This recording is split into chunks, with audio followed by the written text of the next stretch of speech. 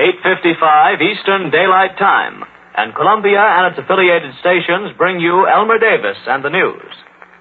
The French peace commissioners, a general, an admiral, an aviation general, and a diplomat, have met the Germans, and according to a United Press dispatch from Berlin, the armistice will probably be signed tomorrow in the forest of Compiègne, where the armistice of 1918 was concluded, and perhaps in the same railroad car that was used at that time. Hitler will be there in person. There is still no official information as to the terms, but the general belief is that this will be only a preliminary to a general peace to be concluded at the end of the war, and that meanwhile France will be totally disarmed and at least parts of the country occupied, with the Channel ports to be used as German bases for the attack on England.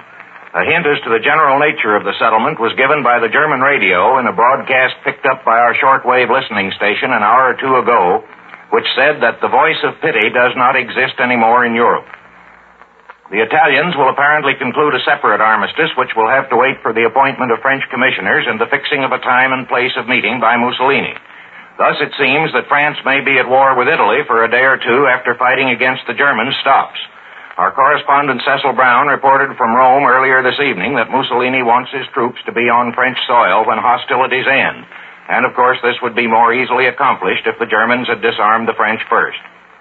Meanwhile, it is far from certain that French forces outside the homeland will stop fighting, even if ordered to do so by Premier Pétain.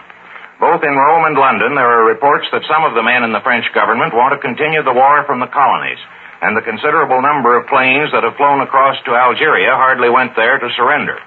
Reports from Cairo tonight say that the French fleet in the eastern Mediterranean and the French army in Syria will also go on fighting.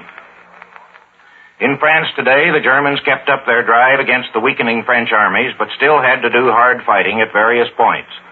They captured Brest, the great naval base at the northwest tip of the country, thus virtually completing occupation of the Channel coast, and in the southeast they took Lyon, the third city of France.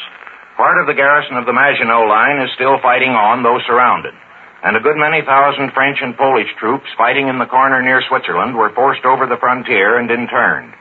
The government's departure from Bordeaux, which was heavily bombed by German planes last night, started rumors that it was going over to Algeria. But so far as we know, it merely wanted to deprive the Germans of any reason for further bombings of a city overcrowded with refugees. It is believed that the new capital will be Biarritz on the Spanish border. Last night, the Germans again made extensive air raids over England, Scotland, and Wales and claimed to have damaged docks at Bristol and Southampton, munitions factories at Billingham, and oil tanks at Hull. The British say there was some damage to factories, but that it was not serious. There were about 70 casualties. The British raided widely in western Germany, hitting Hamburg and a number of cities in Westphalia and the Ruhr district, as well as Helgoland and the Frisian Islands. The Germans say that only non-military objectives were hit. It is reported from Romania tonight that Russian troops, which have been massed just over the Romanian frontier, have been reduced in numbers, and that the concentrations along the German-Russian frontier in Poland are increasing. In this country, the action of President Roosevelt in appointing Henry L. Stimson, who was Secretary of State under Hoover and Secretary of War under Taft, to head the War Department again, and Colonel Frank Knox, who was Republican vice presidential candidate in 1936 as Secretary of the Navy, stirred the Republicans who are assembling at Philadelphia for the convention to indignation which appears to be not unmixed with apprehension. Colonel Stimson, when he was Secretary of State, tried to stop the first aggression of the totalitarian powers in Manchuria, and Colonel Knox has advocated aid to the Allies. So John D. M. Hamilton, the Republican national chairman, after practically saying that the two men could not be regarded as Republicans any longer, added that the appointments make the Democrats the war party. This was echoed in the Senate by the isolationist Democrats Wheeler and Clark, and Republican candidate Dewey called the appointments a direct step toward war. The president, however, in accepting the resignation of Secretary of War Woodring, said, I quote, "The preparedness program is defensive and is not aimed at intervention in world affairs which do not concern this hemisphere," end quote.